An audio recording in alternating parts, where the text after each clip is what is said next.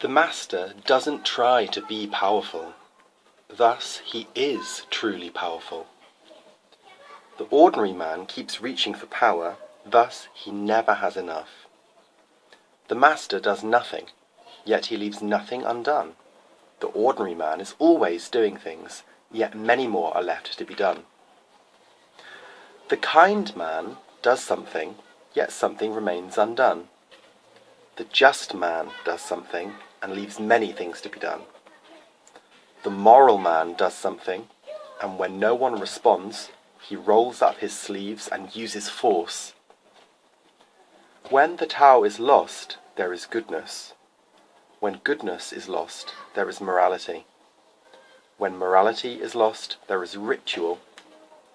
Ritual is the husk of true faith, the beginning of chaos.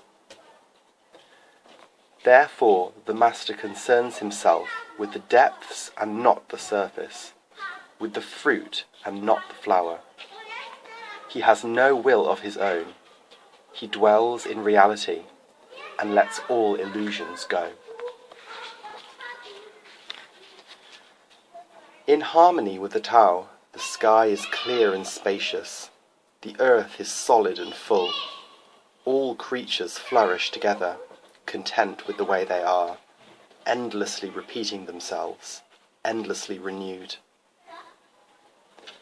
When man interferes with the Tao, the sky becomes filthy, the earth becomes depleted, the equilibrium crumbles, creatures become extinct. The master views the parts with compassion because he understands the whole. His constant practice is humility. He doesn't glitter like a jewel, but lets himself be shaped by the Tao, as rugged and common as a stone. Return is the movement of the Tao. Yielding is the way of the Tao. All things are born of being.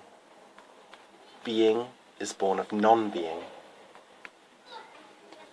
When a superior man hears of the Tao, he immediately begins to embody it.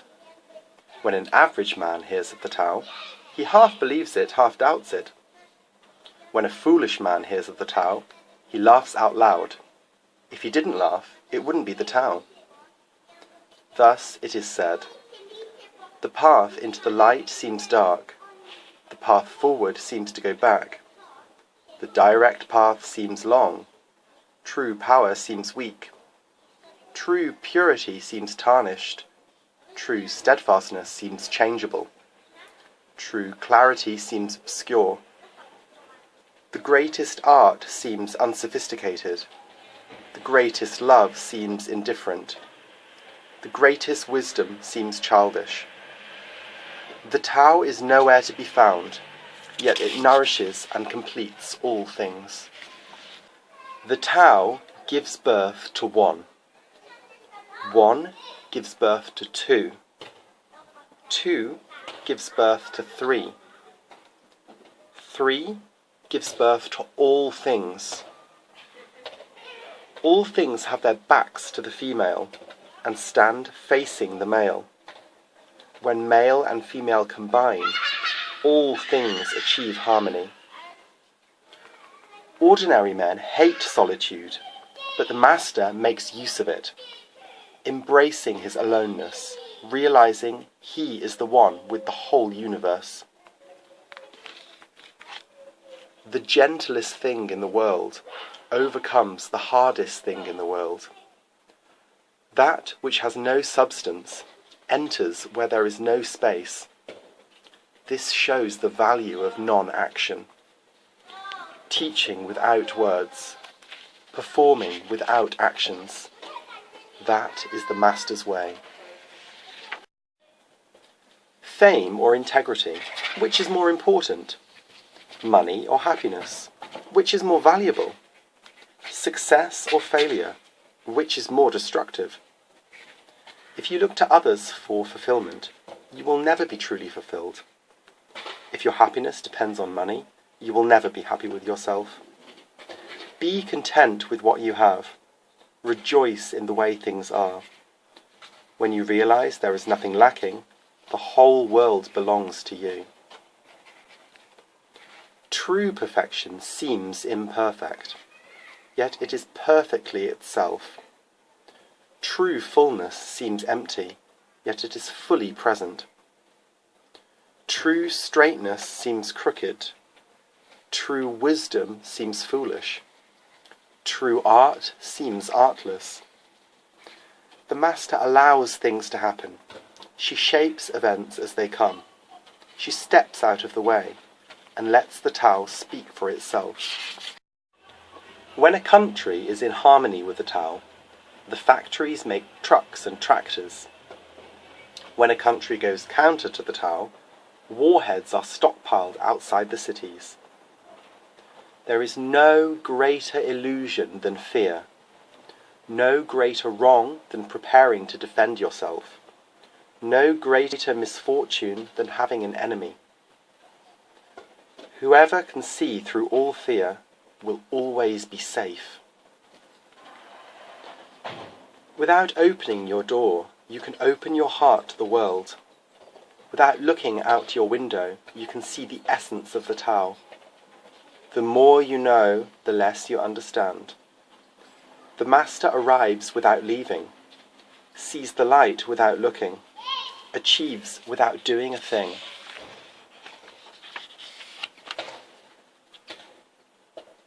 In the pursuit of knowledge, every day something is added.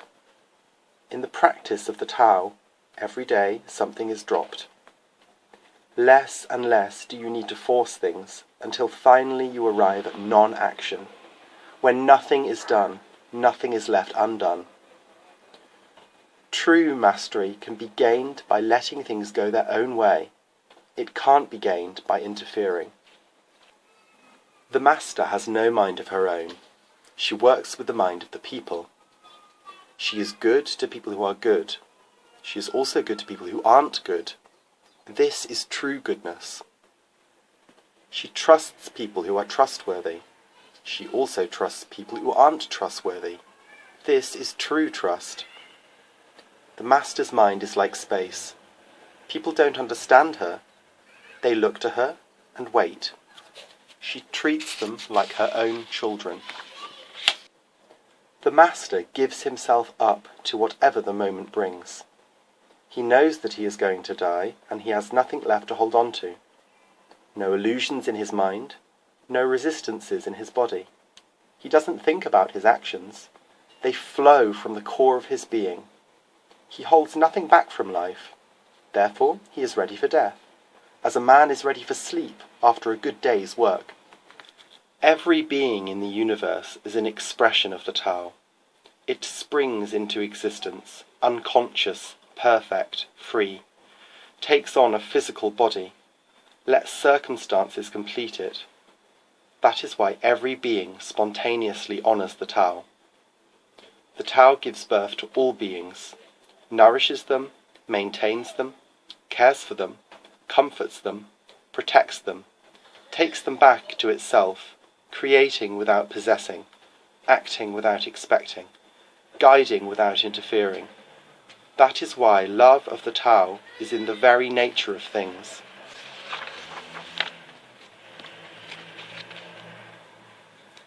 In the beginning was the Tao. All things issue from it. All things return to it. To find the origin, trace back the manifestations. When you recognize the children and find the mother, you will be free of sorrow. If you close your mind in judgments and traffic with desires, your heart will be troubled. If you keep your mind from judging and aren't led by the senses, your heart will find peace. Seeing into darkness is clarity. Knowing how to yield is strength. Use your own light and return to the source of light. This is called practicing eternity. The great way is easy, yet people prefer the side paths. Be aware when things are out of balance. Stay centered within the Tao. When rich speculators prosper, while farmers lose their land, when government officials spend money on weapons instead of cures, when the upper class is extravagant and irresponsible, while the poor have nowhere to turn. All this is robbery and chaos. It is not in keeping with the Tao. Whoever is planted in the Tao will not be rooted up. Whoever embraces the Tao will not slip away. Her name will be held in honour from generation to generation. Let the Tao be present in your life, and you will become genuine. Let it be present in your family, and your family will flourish. Let it be present in your country, and your country will be an example to all countries in the world.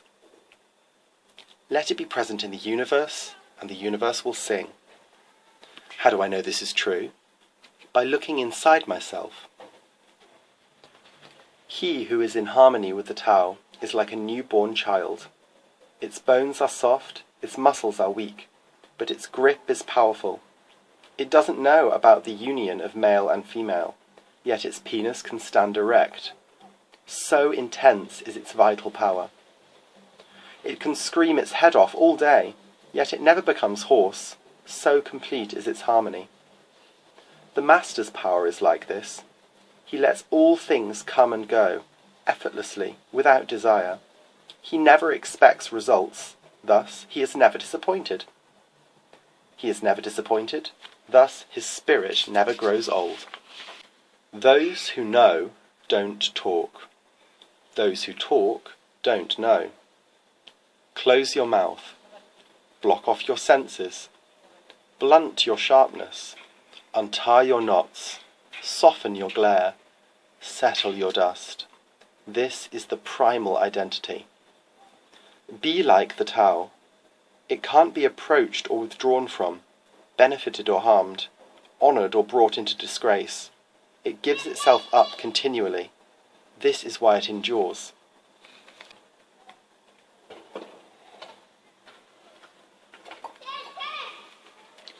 If you want to become a great leader, you must learn to follow the Tao. Stop trying to control. Let go of fixed plans and concepts, and the world will govern itself. The more prohibitions you have, the less virtuous people will be. The more weapons you have, the less secure people will be. The more subsidies you have, the less self-reliant people will be. Therefore, the Master says, I let go of the law, and people become honest. I let go of economics, and people become prosperous. I let go of religion, and people become serene. I let go of all desire for the common good, and the good becomes common as grass. If a country is governed with tolerance, the people are comfortable and honest. If a country is governed with repression, the people are depressed and crafty. When the will to power is in charge, the higher the ideals, the lower the results. Try to make people happy, and you lay the groundwork for misery. Try to make people moral, and you lay the groundwork for vice. Thus, the Master is content to serve as an example, and not to impose her will. She is pointed, but doesn't pierce, straightforward, but supple, radiant, but easy on the eyes. For governing a country well, there is nothing better than moderation. The mark of a moderate man is freedom from his own ideas. Tolerant like the sky, all-pervading like sunlight, firm like a mountain, supple like a tree in the wind, he has no destination in view and makes use of anything life happens to bring his way. Nothing is impossible for him, because he has let go. He can care for the people's welfare as a mother cares for her child. Governing a large country is like frying a small fish. You spoil it with too much poking. Centre your country in the Tao, and evil will have no power. Not that it isn't there, but you'll be able to step out of its way. Give evil nothing to oppose, and it will disappear by itself. When a country obtains great power, it becomes like the sea. All streams run downward into it. The more powerful it grows, the greater the need for humility. Humility means trusting the Tao, thus never needing to be defensive. A great nation is like a great man. When he makes a mistake, he realizes it. Having realized it, he admits it. Having admitted it, he corrects it. He considers those who point out his faults as his most benevolent teachers. He thinks of his enemy as the shadow that he himself casts. If a nation is centered in the Tao, if it nourishes its own people and doesn't meddle in the affairs of others, it will be a light to all nations in the world. The Tao is the center of the universe. The good man's treasure, the bad man's refuge. Honours can be bought with fine words. Respect can be won with good deeds. But the Tao is beyond all value, and no one can achieve it. Thus, when a new leader is chosen, don't offer to help him with your wealth or your expertise. Offer instead to teach him about the Tao. Why did the ancient masters esteem the Tao? Because, being one with the Tao, when you seek, you find, and when you make a mistake, you are forgiven. That is why everybody loves it. Act without doing. Work without effort. Think of the small as large, and the few as many. Confront the difficult while it is still easy. Accomplish the great task by a series of small acts.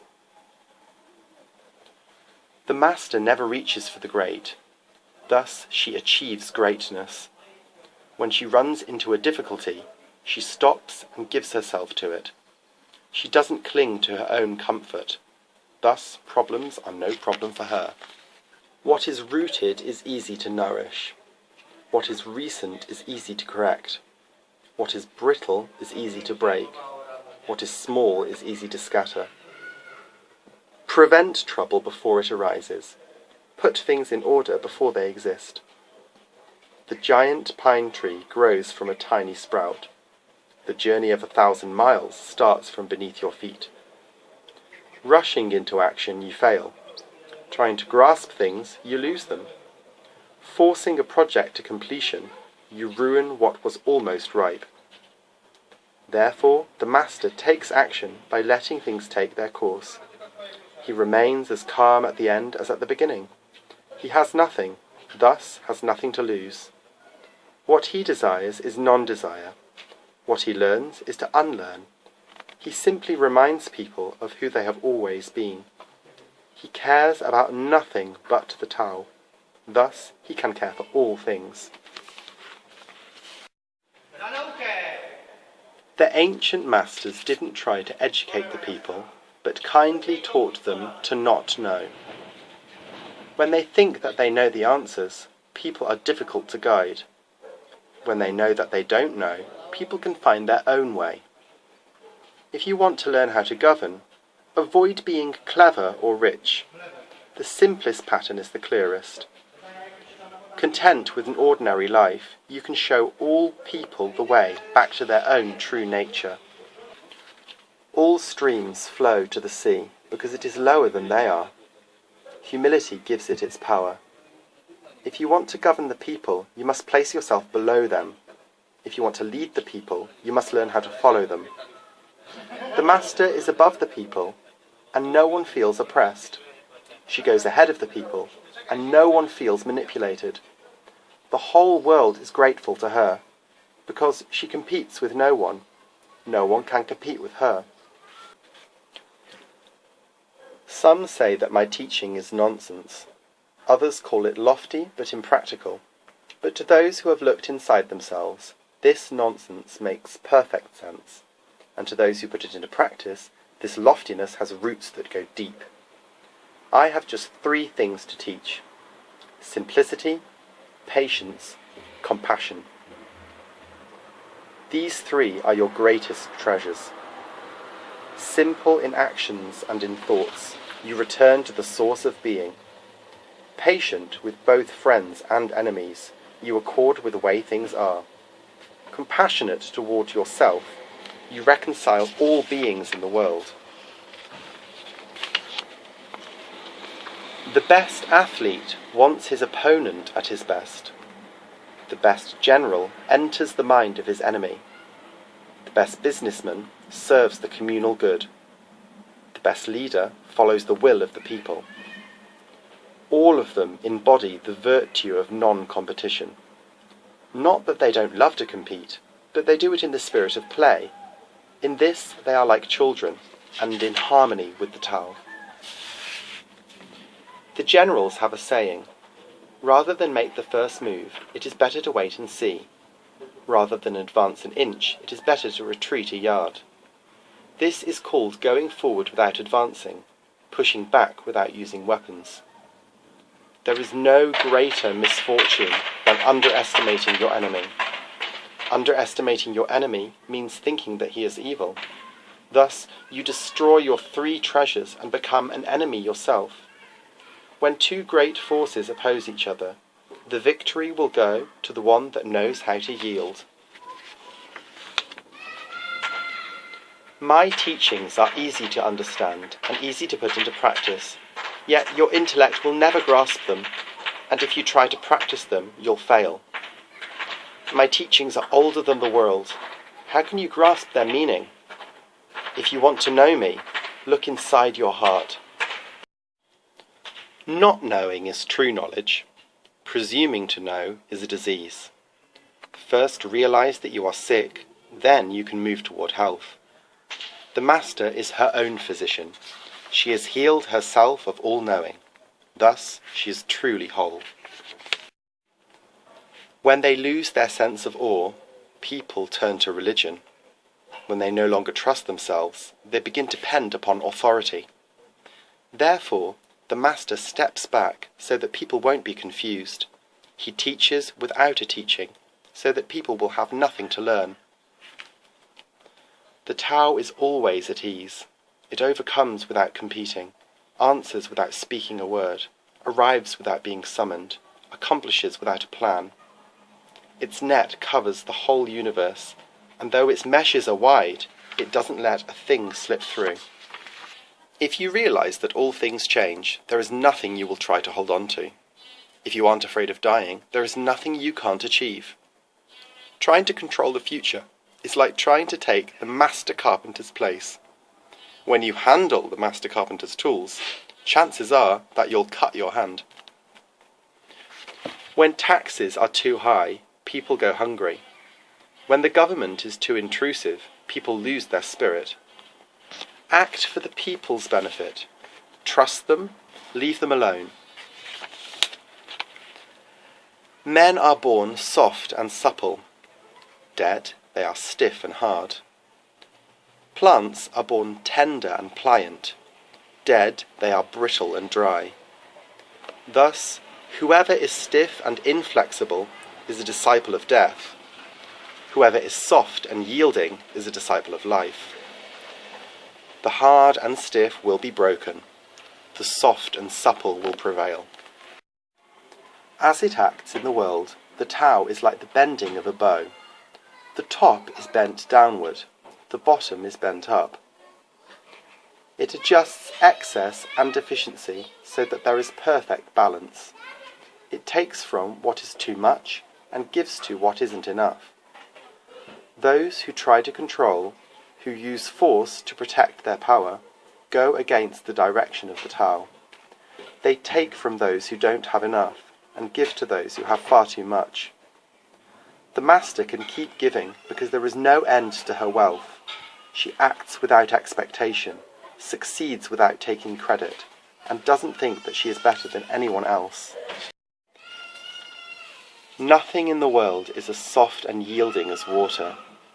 Yet for dissolving the hard and inflexible, nothing can surpass it. The soft overcomes the hard. The gentle overcomes the rigid. Everyone knows this is true, but few can put it into practice. Therefore, the Master remains serene in the midst of sorrow. Evil cannot enter his heart, because he has given up helping. He is people's greatest help. True words seem paradoxical. Failure is an opportunity. If you blame someone else, there is no end to the blame. Therefore, the master fulfills her own obligations and corrects her own mistakes. She does what she needs to and demands nothing of others. If a country is governed wisely, its inhabitants will be content. They enjoy the labour of their hands and don't waste time inventing labour-saving machines. Since they dearly love their homes, they aren't interested in travel. There may be a few wagons and boats, but these don't go anywhere. There may be an arsenal of weapons, but nobody ever uses them. People enjoy their food, take pleasure in being with their families, spend weekends working in their gardens, delight in the doings of the neighbourhood. And even though the next country is so close that people can hear its roosters crowing and its dogs barking, they are content to die of old age without ever having gone to see it. True words aren't eloquent. Eloquent words aren't true. Wise men don't need to prove their point. Men who need to prove their point aren't wise. The master has no possessions. The more he does for others, the happier he is. The more he gives to others, the wealthier he is. The Tao nourishes by not forcing. By not dominating, the master leads.